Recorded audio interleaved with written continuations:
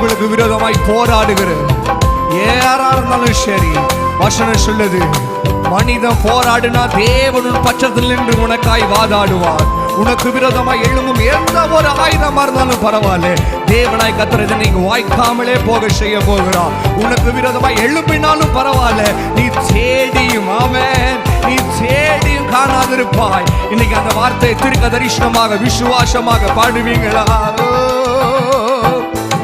எனக்கு எதிராய் வரும் ஆயுதமெல்லாம் நிர்மூலமாய் போய்விடும் எந்த தேவனாமா.